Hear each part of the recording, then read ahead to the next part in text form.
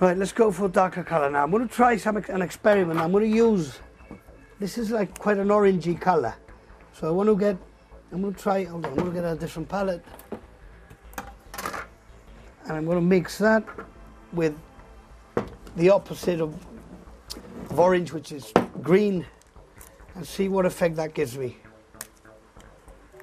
It should neutralize the brown. Let's see what happens.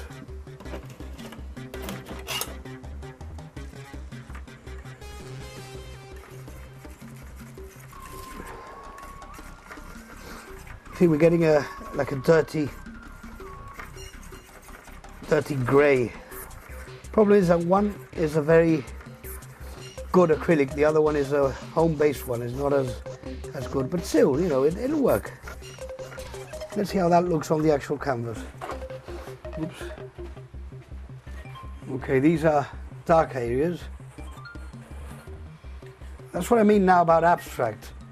You know, we're not really concerned about the drawing anymore. Now we're looking at colours and shapes and a different criteria altogether. How to look at, you know, paint for its sake, not for what it's trying to emulate. Not because the painting is trying to look like something else. Now the painting is being painting. Okay, let's go around this way.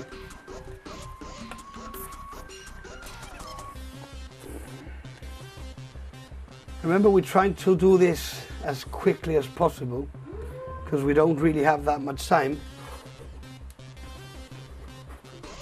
So I'm taking less time over decisions. Normally I would stand back, look at how it's looking, and then put a stroke on the palette, but it will work in the end. I think that green now is really quite a powerful effect now.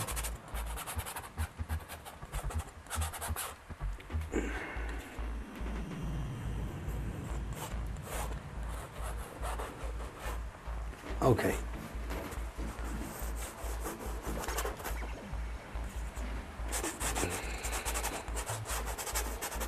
Right, now I'm going to stand back. Normally I do this a few times just to see how things are looking. I'm not too happy with the green, but we'll put it right. Let's see how we can do that.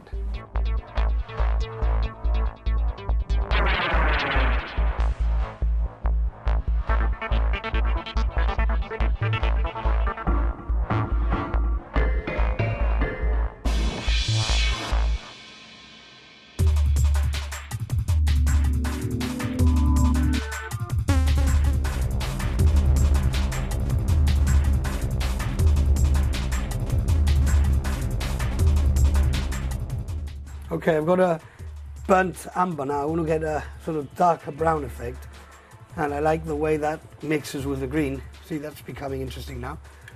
Burnt amber is a lovely colour. It's like a chocolatey brown. Actually, I've got one of these paintings, a similar one to this one, I've got at home. My house is, and again, this brings me to another subject. Imagine how this type of painting, once finished, would look in a really nice sort of minimalist, modern-looking house with Danish furniture, all very minimalist. And then you get this really visceral-looking painting in a lovely white or creamy wall. It actually creates a lovely effect. Most people, especially in Gib, want to see paintings that look like something on walls. But I'll tell you, I mean, if you look at any modern design magazine, interior decorating magazines, you'd be surprised to see loads of like scribbles and really, really rough looking paintings on these pristine looking walls. And it creates a really nice effect. It's like the rough and the smooth. Once you learn to look at painting for itself and paint without trying to see something else. You know, we spoke about the esto que está supuesto ser. Once you overcome that then you start to enjoy. This is like jazz or any abstract music, classical music. You're not being literal, you're not following a story. This is not a love story. This is not, it's just paint on a surface for what it's worth. Normally I work in layers, and I would let this dry for a while and then come back to it again, after a couple of days and work on it. Today I'm going to try and speed up the process. I'm not too sure how it's going to work out, but we'll see in the end. Okay, that stage is now over. Look at the mess I'm getting into. And this is why my t-shirt is so interesting. I usually dry or clean myself on my t-shirt. This t-shirt, like I said, we're going to be using for a painting. But that's at the later stage when we do one on abstract art. I'll be actually using this same t-shirt. Brilliant, that is a really nice painting. Beautiful. Okay, recently I've been experimenting a lot with dripping paint. This is something that was started years ago in the 1950s by a guy called Jackson Pollock, who invented action painting. Basically, he was the first one who actually put the painting on the floor, and rather than use a brush to paint on it, it literally started experimenting with dripping paint. It gives the painting a different feel. It's completely different to actually using the brush. Basically, what I use is any container, but what I try and do is draw with dripping paint. So now I'm going to try and go over the drawing, bring back the drawing. I can use any color. I'm going to start with white, which was the original color, but then I might add black to it and just go over all the drawing slowly. See what happens. I'm going to try and look for the original drawing. Again, getting it right is not a problem.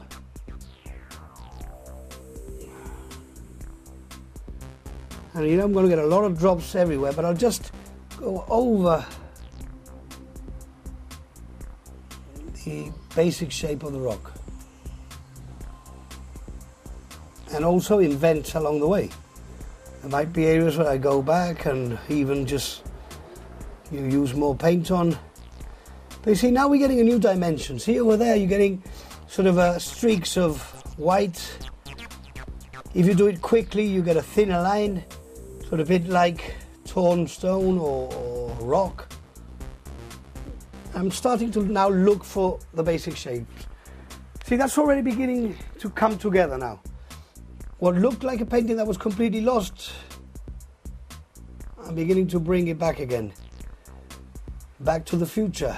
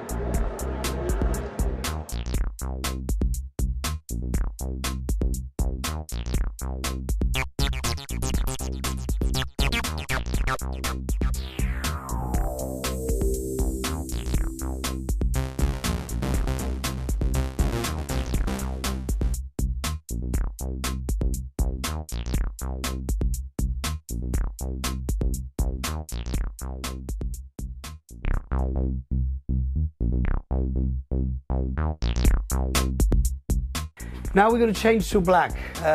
We've done the white. Now I want to try using a black which is a very defining color, or the absence of color. It will start making the drawing stand out. That's what I'm looking for now. It's just for that. It's then going to make mix up with all the other colors, but at least get the drawing back in place, okay? So we do the same process and maybe start looking at areas. Now look at all that's happening there now. How interesting. Dark areas like that, even going over the white, it doesn't matter.